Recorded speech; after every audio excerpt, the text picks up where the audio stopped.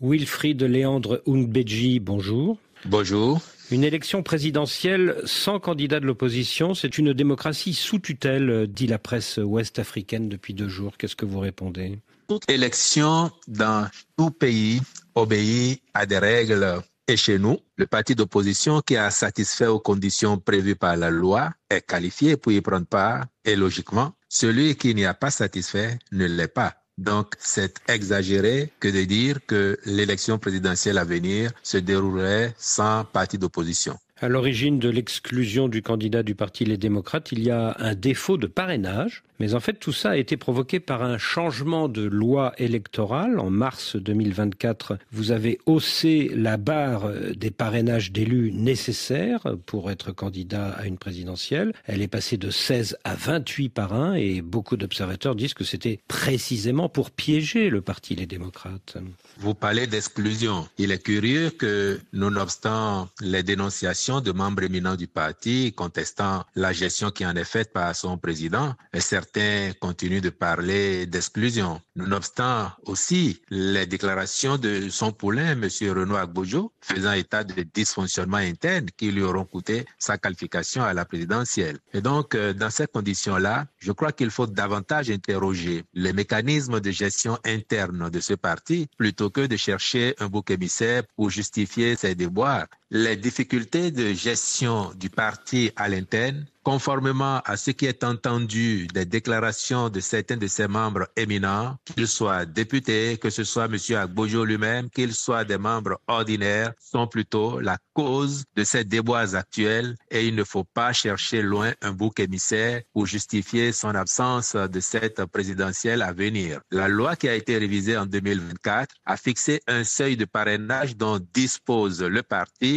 et a pris le soin de sécuriser les parrainages en interdisant la transhumance des élus et de sorte que le parti avait toutes les cartes en main pour se désigner un candidat tant qu'il pouvait remplir les conditions. Oui, mais franchement, Wilfried Ounbedji, cette loi qui a haussé la barre des parrainages, est-ce que ce n'était pas aussi pour mettre en difficulté vos adversaires, tout simplement? Non, il n'y a rien à y voir. Monsieur Babouvier, n'oubliez pas qu'en contexte béninois, nous avons entrepris depuis quelques années maintenant de faire des réformes pour normaliser notre démocratie, remettre les partis politiques au cœur du jeu démocratique, mais surtout en les amenant à grandir, à grossir. Parce qu'il est un constat que de 1990 à 2016, aucun parti politique au Bénin n'a jamais réussi à conquérir le pouvoir d'État. La faute à leur balkanisation, je veux dire émiettement trop poussé. Et là, les réformes leur demandent de se regrouper, de faire advenir de grands partis, des partis nationaux, des partis de gouvernement au Bénin. Et la seule logique qu'il y a derrière ces réformes, c'est effectivement d'encourager les acteurs à se regrouper. Et les conditions fixées sont les mêmes pour tout le monde. Donc, à l'origine, c'est bien un objectif noble et louable qui pousse à la révision ou l'actualisation des lois. Et il appartient à chaque acteur politique majeur de travailler à s'y conformer. Mais tout de même, jusqu'en mars 2024, il suffisait de 16 parrainages. Depuis mars 2024, il en faut 28, ce qui correspond exactement au nombre d'élus dont disposait le Parti Les Démocrates dans la dernière Assemblée nationale. Ça ressemble tout de même à un piège, non ? Il n'y a pas de piège parce que la majorité qui a fait la relecture de cette loi en la présence constante de la minorité, donc des députés LD, aurait pu prévoir également un seuil plus important. Et pourtant, elle a tenu compte du nombre de parrains dont disposait et dont dispose le parti LD pour corriger la loi. De sorte que si on avait fait beaucoup plus, on nous aurait dit dès l'origine, ça c'est pour exclure tel et tel. Alors, quoi qu'il en soit, à partir du moment où le nombre de parrainages nécessaires correspondait exactement au nombre d'élus du Parti Les Démocrates, le parti LD, il suffisait de la défection d'un seul de ces élus pour que le candidat LD soit exclu. Ce député, c'est le député Michel Sodjinou. Il a donc fait défection. Qu'est-ce que vous lui dites aujourd'hui? Bravo, monsieur le député, c'est un joli coup. Non, nous n'avons aucun jugement de valeur par rapport au comportement d'un député qui appartient à un parti qui n'est surtout pas un parti qui soutient la majorité présidentielle. Je crois qu'il faut encore une fois interroger la gouvernance de ce parti. S'il sait qu'il a le nombre juste de parrains, à mon avis, il fallait adapter sa gouvernance de façon à contenter les uns et les autres et faire en sorte qu'à l'arrivée, il y ait une médiane qui rassemble toutes les tendances au sein du parti. En tout cas, cette défection de ce député Sotjinou, ça vous arrange bien, non? Non, nous prenons acte tout simplement. Nous, on ne demandait pas tant que ça parce qu'on s'est préparé avec la qualité de notre gouvernance dont les résultats sont indiscutables. Nous nous sommes préparés par ailleurs avec la désignation d'un candidat au profil éloquent à battre n'importe quel adversaire que nous aurions eu en face de nous. Alors vous allez en effet présenter votre ministre des Finances, Romuald Wadani. Vous dites que vous n'avez rien à voir avec ce député d'opposition qui s'est rétracté, Michel Sotjinou, mais l'ancien président Boniaï, il n'est pas du tout d'accord avec vous. Il dit au contraire que vous êtes entré dans une campagne de débauchage pour déstabiliser le Parti Les Démocrates. Oh, je crois que cela ne devrait pas étonner ceux qui connaissent et qui ont vu à l'œuvre l'ancien président Boniaï pendant les 10 ans à la tête de notre pays, car ils se souviennent que lorsqu'il y a de bons points à prendre, c'était toujours son mérite à lui tout seul. Et quand ça n'allait pas, il n'est jamais au courant, ou alors l'enfer, c'est les autres. Comme le naturel revient toujours au galop, on peut toujours constater logiquement que l'homme, il est resté ce qu'il est, jamais responsable de ce qui ne va pas. En somme, c'est en vain, me semble-t-il. Il cherche loin les responsables des déboires de son parti, car avec ce que l'on voit depuis quelque temps, ce serait un euphémisme d'affirmer que le ver est dans le fruit, car visiblement, c'est un très gros ver qui le ronge de l'intérieur. Et ça, nous n'avons rien à y voir. Mais ce député Michel Sotjinou, il ne va pas bénéficier désormais d'avantages matériels pour ce qu'il a fait? Ah bon? Et de la part de qui? C'est ce que laisse entendre en tout cas l'ancien président Boniaï.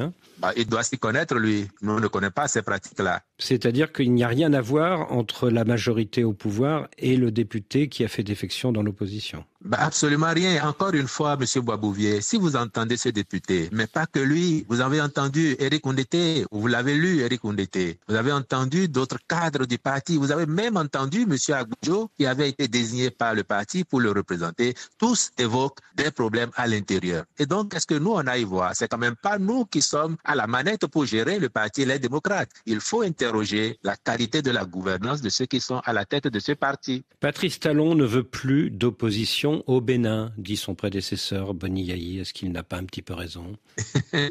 Ouais, ça fait rire. Monsieur Talon finit dans 7 mois et c'est pour 7 mois qu'il ne voudrait pas avoir d'opposition alors que pendant plus de 9 ans, il a affronté l'opposition en ce qu'elle avait de plus perverse ici. Et j'imagine que, comme le président de la République l'a dit face aux jeunes qu'il a rencontrés le 28 juillet dernier à Cotonou, il faisait la réflexion qu'il souhaiterait bien qu'après lui, la classe politique trouve moyen de se mettre ensemble pour promouvoir le développement du pays. Parce qu'il a rappelé que les confrontations entre lui et son prédécesseur, les querelles qui retardent même le développement, une fois qu'il serait parti de la scène, il n'y aurait plus de raison pour ceux qui viendraient après de s'accrocher. En 2021, vous avez fait arrêter la candidate du Parti Les Démocrates, Rekia Madougou, qui a pris 20 ans de prison et qui y est toujours. Pour 2026, la justice a exclu le candidat du même Parti Les Démocrates, Maître Agbodjo. Est-ce qu'il n'y a pas un peu d'acharnement contre ce parti? Premièrement, les personnes qui ont été interpellées et qui sont en prison après avoir été jugées se sont rendues coupables de faits attestés et étayés par la justice. Secondement, la justice n'a pas exclu le candidat du Parti Les Démocrates. Le Parti Les Démocrates n'a pas rempli les conditions fixées par la loi pour avoir un candidat à la présidentielle. La justice a fait que constater le défaut pour ce parti de remplir les conditions exigées par la loi. Et dans toutes les démocraties, c'est ce qu'il se passerait. Si dans les pays occidentaux, un parti majeur n'arrivait pas à remplir pour une raison ou une autre les conditions fixées par la loi pour prendre un scrutin et que le constat était fait, faisant en sorte que ce parti ne puisse pas participer à l'élection, il ne viendrait à l'idée d'aucun démocrate, d'aucun responsable avisé de dire que c'est la justice qui a exclu ce candidat. On dira plutôt que ce candidat n'a pas été à la hauteur de ses obligations par rapport à ce que la loi a prévu. Et donc c'est la même chose qui se passe ici. Le parti LD n'a pas été à la hauteur et n'a pas pu remplir les conditions fixées par la loi. Les opposants Rekia Madougou et Joël Aïvo en prison depuis 4 ans et demi maintenant, est-ce que ça ne fait pas beaucoup? Oh, la justice a rendu une décision. Ils ont été condamnés à une peine qui est en cours d'exécution.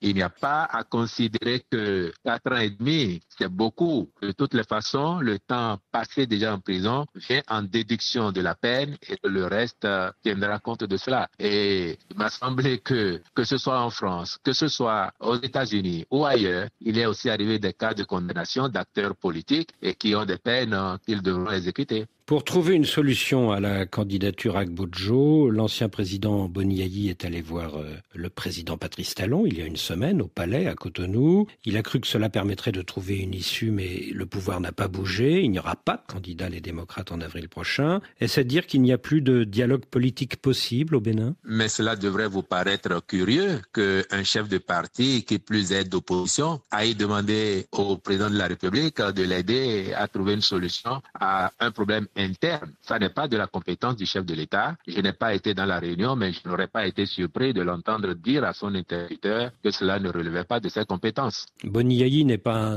un homme politique comme un autre, c'est un ancien président. Oui, mais vous voyez bien le mélange des genres entre l'ancien président et le chef de parti, lequel se déplace. On apprécie en fonction des sujets à débattre et en l'espèce, il me semble encore une fois que c'était un sujet particulièrement partisan et personnel aux démocrates. Donc pas de solution politique sur la candidature à Gbodjo. Je crois que la solution n'est pas de notre côté. Le parti aurait dû prendre toutes les mesures pour s'éviter les déboires qu'il connaît actuellement. Wilfried Léandre Ounbedji, je vous remercie. C'est moi.